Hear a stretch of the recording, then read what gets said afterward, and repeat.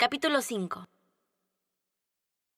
Ecuador es un país donde el Sankirtán se desenvuelve favorablemente, a pesar de que como peruanos tenemos el antecedente histórico de conflictos territoriales, que hace que no seamos bien vistos por las autoridades militares, policiales, migratorias. Con la madre Shaki hicimos varios viajes de Sankirtán por ese país. Conocimos muchas ciudades de sur a norte y de este a oeste cargando libros. En la frontera pasábamos momentos de ansiedad. Alguna vez nos revisaron los militares quienes agujerearon las cajas de libros con sus bayonetas. Nosotras decíamos, somos misioneras, estamos llevando libros religiosos a nuestro templo de la ciudad en Cuenca. Pero eso no les importaba. Con las cajas agujereadas nos dejaban continuar nuestro camino. El templo de Guayaquil se encuentra en el centro de la ciudad. Está rodeado de muchos negocios, centros nocturnos, bares y prostíbulos. En las noches, casi no podía descansar por el ruido de la música y el escándalo de borrachos callejeros y delincuentes. Por fin, cuando todo quedaba en silencio, ya debía levantarme. Durante el día, la ciudad ardía del calor, entre los 35 o 38 grados de temperatura. En las calles, se acostumbra a vender entre humaredas, brochetas de variadas carnes asadas. Guayaquil es una ciudad costeña. La mayor parte de las personas son de raza negra, muy bulliciosa y pasional. La primera vez que estuve en esta ciudad, me llené de estrés y quise salir corriendo del lugar.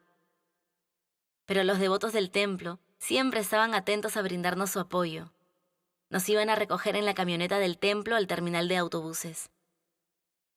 Ellos mostraban mucho aprecio al vernos llegar cargadas de libros. En aquellos tiempos no había BBT en Ecuador y los libros eran escasos. Establecimos nuestra base en el templo de Guayaquil, desde donde salíamos a diferentes ciudades. Una vez estuve a punto de quedar recluida por 15 días en la cárcel, solo por no traer mis documentos personales encima. Nunca pude comunicarme con el templo. Como es común en los policías, querían a toda costa ponerme como vendedora ilegal.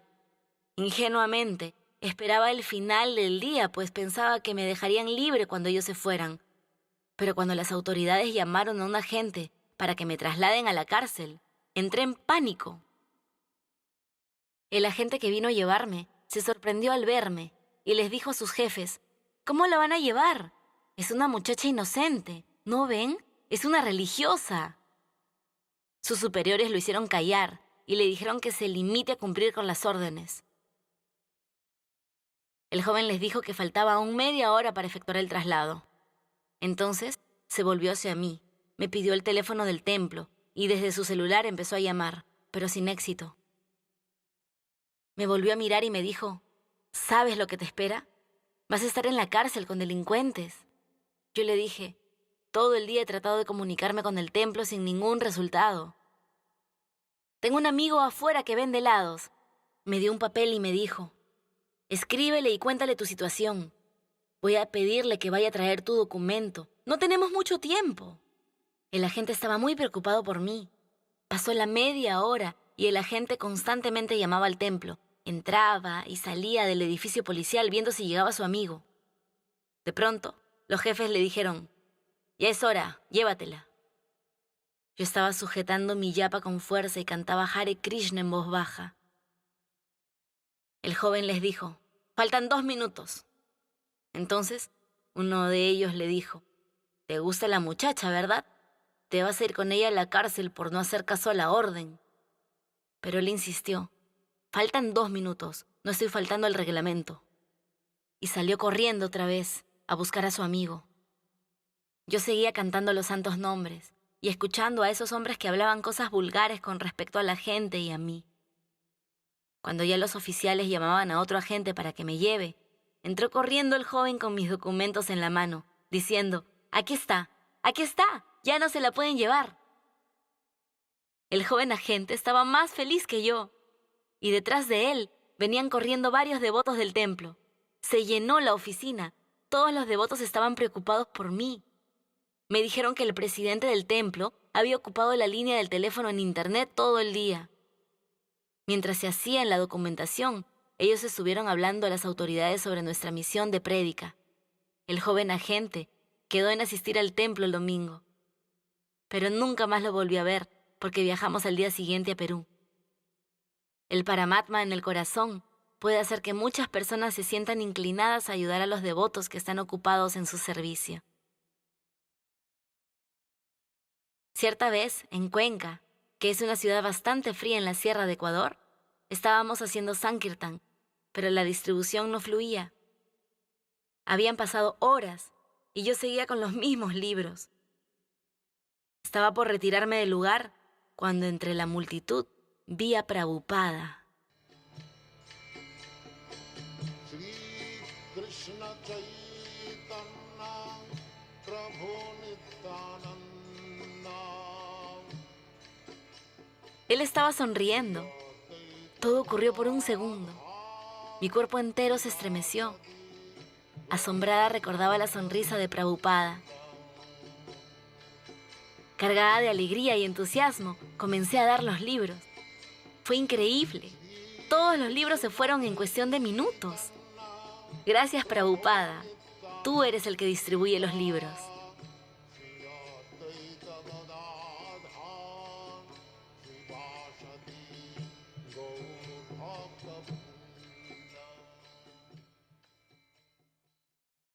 En otra ocasión, me encontraba con una fuerte gripe. Tenía fiebre y casi no tenía voz. La madre Astashaki me sugirió no salir por unos días hasta que mejore, pero le pedí por favor que me permitiera salir en la mañana porque el clima estaba menos frío.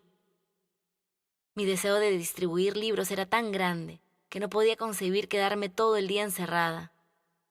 En las calles, detenía a las personas y de manera graciosa les mostraba el libro. Ellos se daban cuenta de que no tenía voz y acercaban su oído para escucharme. Yo les decía, es solo una donación. Algunos hacían bromas, otros simplemente reían, pero todos se llevaban los libros. Al final de la mañana, había distribuido la misma cantidad de libros que en un día normal. En mi corazón, entendí que el sankirtanero aprende a desarrollar el arte de desear. El deseo vehemente por distribuir libros nos puede llevar a vencer toda clase de obstáculos. La maratón del 2003 la hicimos en Ecuador, pero no se registraron nuestros resultados porque los libros eran de Perú, y en Perú tampoco registraron nuestros resultados porque solo se tomaba en cuenta el sankirtán hecho dentro del país. Por curiosidad, pude averiguar que mis resultados habían hecho la mayor puntuación en Ecuador, pero al mismo tiempo sentí que era un arreglo de Krishna para ayudarme con el ego. A mediados del 2004, partimos a la Ciudad de México. En esa época, mi padre estaba bien de salud y rentaba un pequeño departamento cerca de su trabajo. Le pedí sus bendiciones para mi viaje, y él me respondió, abrazándome, que mientras esté en la conciencia de Krishna, iba a estar muy bien, y lo que iba a hacer era lo mejor. Desde que conocí la conciencia de Krishna, mi preocupación más grande era mi padre. Él era un alcohólico, comedor de carne, y no tenía mucha confianza en los religiosos. Pensaba que eran unos farsantes. Mi maestro espiritual me aconsejó que no le predique. Él me dijo, tú solo llévale Mahaprashadam y vuélvete una devota seria, que Krishna se va a encargar de él. Tomando el consejo de mi Gurudev, siempre que salía a Sankirtan, pasaba por la casa de mi padre y le dejaba Mahaprashadam. Descubrí que le encantaba el dulce jálaba y me encargaba que no le falte nunca su ración. Él se desaparecía por varios días y cuando llegaba a su casa borracho, abría la refrigeradora y encontraba el jálaba y se lo comía. Yo siempre acostumbraba a coleccionar los libros de mi Sankirtan y los guardaba en un armario en casa de mi padre. Unos meses antes de partir a México, estábamos conversando asuntos familiares. Él se tenía que ir a trabajar y nos despedimos, cuando de pronto observé que llevaba un libro de Prabhupada en el bolsillo de su saco. Asombrada le dije, «Papi, ¿estás llevando un libro de Prabhupada?» Él me miró sonriendo y me dijo señalando a Prabhupada, «A este amigo no le puedo objetar nada. Todo lo que dice él es cierto». El primer libro que leyó fue el de George Harrison y el mantra. Me parece que mi papá se identifica con la historia de George. Con este libro, él empezó a cantar los santos nombres. Luego encontró en el armario un Bhagavad Gita, de tapa sencilla que estaba bastante maltratado por las lluvias.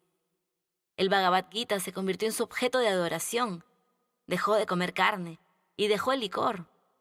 En una ocasión me dijo con lágrimas en los ojos, aquí dice, cualquier estado de existencia que uno recuerde en el momento de la muerte, ese estado alcanzará sin falta. Y continuó, entonces, ¿qué es lo que me espera a mí que he llevado una vida de borracho y comedor de carne? Le respondí citando a Prabhupada, que su vida comenzaba a partir de que emprendía el sendero de la conciencia de Krishna. El Bhagavad Gita lo acompaña ahora a todas partes y en forma natural lo lleva envuelto en una tela dentro de su maletín. Lo lee todos los días a pesar de que no puede memorizar ningún verso. En la calle ofrece sus productos cantando los santos nombres en voz alta. La gente que pasa lo queda mirando y él les dice, canta Hare Krishna y sé feliz.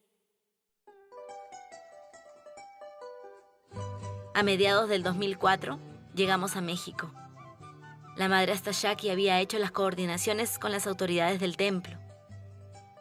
Prabhu Gita Kroda y su esposa nos esperaban. El motivo principal del viaje a México era realizar sankirtans viajeros por diferentes estados mexicanos y apoyar en los servicios del templo, pero las autoridades nos plantearon que para apoyarnos con la visa religiosa teníamos que permanecer como devotas internas mínimo 1 año, lo cual aceptamos con agrado. Veníamos de un sankirtan maratónico en Ecuador. Los cambios de clima y el cansancio habían afectado nuestra salud. Recibimos mucho apoyo de Prabhu Haribhakta, quien nos donó unas colchonetas. Prabhu Akarma y su esposa nos dieron tratamiento para la salud. Los mexicanos son bastante piadosos y solidarios. El ambiente del templo me hacía recordar India. Muchas flores, música, un ambiente alegre y festivo.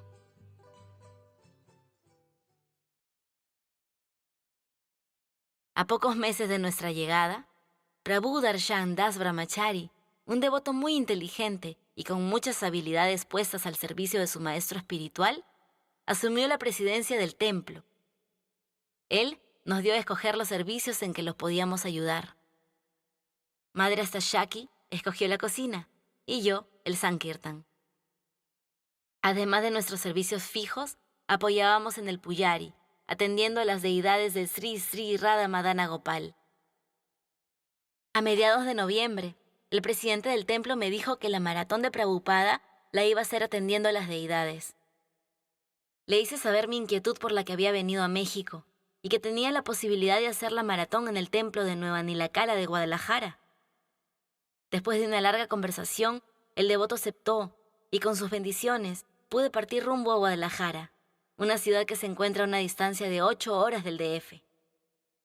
El presidente del templo de Nueva Nilakala, Prabhu Madhukanta Das, me brindó todo su apoyo para que yo pudiera hacer la maratón.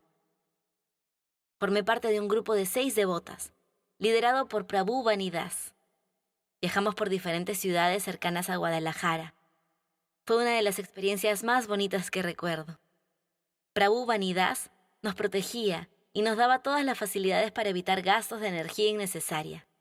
Su esposa, Madre Govinda, se encargaba de hacer el prashadam y hacer las cuentas de los libros. Había mucha comunión y entusiasmo en el grupo. Tuve la oportunidad de conocer grandes amigas que hasta hoy conservo. Pude celebrar el cumpleaños de mi maestro espiritual en esta maratón. Todas las devotas me ayudaron a preparar diferentes ofrendas y Prabhu Vanidas contó cómo lo había conocido en el templo de Los Ángeles. Fue inolvidable. La última semana de maratón, pedí por favor a Prabhu Madhukanta Das que la colecta de mi Sankirtan fuera para el templo de Sri Sri Radha Madana Bihari en Perú, lo que él aceptó sin demora. Por la misericordia de mi maestro espiritual, ese año quedé en 3er lugar. En febrero del 2005, regresé al templo de Sri Sri Radha Madana Gopal, en México DF, para los trámites migratorios pendientes. Aproveché la oportunidad para conversar con el presidente del templo acerca de las necesidades pendientes en Sankirtan y de la posibilidad de volver a Brindavan. Él, bondadosamente, me presentó varias alternativas para poder organizar mis servicios en el templo y a la vez poder desarrollar mis proyectos personales. Por el apoyo que recibí, decidí quedarme en ese templo. A los pocos meses, me dieron el permiso para ir al Perú a visitar a mi padre. Fui solo por 15 días. La experiencia fue traumática. Le escribí a mi maestro espiritual para consultarle mi situación y si estaba bien que saliera del ashram para ayudar a mi padre. Él me dio sus bendiciones y dijo que por ayudar a mi padre me iba a ir al mundo espiritual. El presidente del templo me dio su protección haciendo un arreglo en mis servicios del templo para darme la oportunidad de colectar con el Sankirtan. Durante algunos meses, llevé una rutina bastante fuerte entre los servicios en el templo y la colecta. Tenía muy pocas horas de descanso, por lo que mi salud comenzó a afectarse. La madre Stasaki se había casado unos meses antes con Prabhu Manasa Ranjana y se había ido del templo. Comencé a hacer mi primer Sankirtan viajero sola, pero en las ciudades donde iba, me quedaba en casa de devotos amigos. Estando en la ciudad de Guanajuato a fines de julio, mi maestro espiritual me invitó a ir a Santo Dham, en la India. Emocionada recibí su carta, pero al mismo tiempo veía que la colecta que reunía a duras penas cubría los gastos de mi padre. Le dije que mi viaje a India solo será posible si ocurre un milagro, y esto solo ocurre a través del deseo del devoto puro. Mi maestro espiritual dulcemente continuó alentándome y motivándome para no desistir de viajar a India. Pasaron algunas semanas y el milagro empezó a manifestarse. Muchas devotas del templo, al saber del deseo de mi maestro espiritual de que yo viaje al Santo Dham, comenzaron a hacerme préstamos. En solo un mes, casi estaba cubierto el costo del pasaje a India. Yo solo me dediqué a atender a las deidades en el templo y tramitar mis documentos migratorios en México. El tiempo era muy corto y solo podía elevar mis brazos al cielo, suplicando estar con mi maestro espiritual en Brindavan. Hubo muchos contratiempos para comprar el boleto y cada día se elevaban más los precios. Mi maestro espiritual me escribió diciéndome que ya estaba por comenzar el Braya Mandala Parikrama y yo tenía que estar allá. Le escribí diciéndole: querido Guru Maharaj, imploro su misericordia. No merezco nada, pero pensando que usted es mi padre, me atrevo a rogarle que ore por mí, para que pueda llegar a Brindavan. Durante estos meses he atravesado pruebas bastante fuertes, pero por su gracia, querido Gurudeva, me he mantenido predicando, que es la medicina que necesito todos los días. Todavía estoy sobreviviendo gracias a los Vaisnavas, que me están ayudando mucho. Atendiendo a las deidades en el templo, puedo verlas al lado de Yamuna, junto a las vacas y terneros en Brindavan, y les suplico a ellas que me den su autorización de poder llegar. Al día siguiente de escribir la carta, pude comprar el boleto a India. Casi todos los devotos del templo me habían prestado y se habían reunido $2,200 exactos para el pasaje. Las devotas estaban preocupadas por mí porque veían que no tenía dinero para la estadía de 3 meses. En realidad no me importaba si dormía bajo un árbol o comía lo que podía. Lo más importante para mí era estar con mi maestro espiritual. Pero las devotas al despedirme en el aeropuerto me sorprendieron amorosamente, dándome una última donación de $100 para ayudarme con mi estadía. Estela, ahora madre Guravani Devadasi, fue la que organizó esta última donación pidiéndole a todos los asistentes del templo, incluyendo hasta los que limpian las ollas y barren el templo. Ella pudo juntar eso para ayudarme. Estaré siempre agradecida con ella por su gesto de amor y solidaridad conmigo. Llegaba a Delhi a la medianoche y mi intención era esperar el amanecer para salir del aeropuerto y dirigirme a Brindavan. Sabiendo bien que es bastante peligroso para una madre occidental viajar sola en India, tenía la esperanza de que alguien me ayudara. Disponiéndome a permanecer toda la noche en el aeropuerto, me acerqué a cambiar mis monedas en rupias. En ese momento, apareció un devoto mayor, discípulo de Prabhupada, quien me preguntó con quién venía. Le respondí que sola, y él me mostró su preocupación. Me preguntó de quién era discípula. Le respondí que su santidad Hanumakpreshaka Swami. Él se alegró mucho porque lo conocía. Preguntó mi motivo para viajar a Brindavan. Le dije que tenía que alcanzar a mi maestro espiritual en el Braya Mandala Parikrama. Entonces, él me contó que lo venían a recoger unos devotos del templo de Delhi y me invitó a ir con ellos. Inicialmente yo no acepté, porque recordé que el hospedaje en el templo de Delhi era caro para mí. Pero él insistió por mi seguridad y me dijo que no me preocupara por el dinero. De esa manera, partí con él al templo de Delhi. Él se preocupó porque yo estuviera bien instalada. Al día siguiente, me llamó para el programa de Govinda y tomar Mahaprashadam.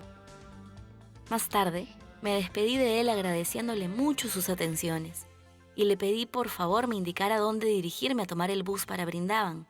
Él me miró sonriente y me dijo: «No se preocupe, madre. Nosotros vamos a Brindavan en la camioneta del templo.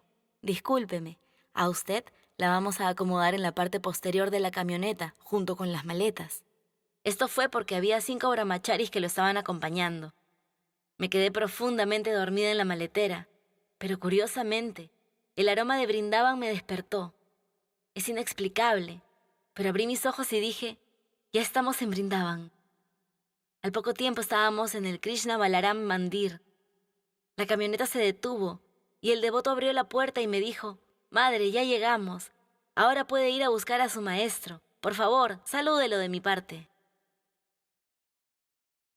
Al día siguiente, con mucha ansiedad y emoción, me dirigí a buscar a mi maestro espiritual entre cientos y cientos de devotos que estaban en el parikrama. Recordé que a él le gusta estar al final de los desfiles. Fue así como lo encontré. Al verme, me dio referencias y yo también a él, por supuesto. Sonriendo me dijo: «Llegas un día tarde». Yo estaba tan feliz y eufórica que no me quise apartar de su presencia ni un momento durante todo el recorrido.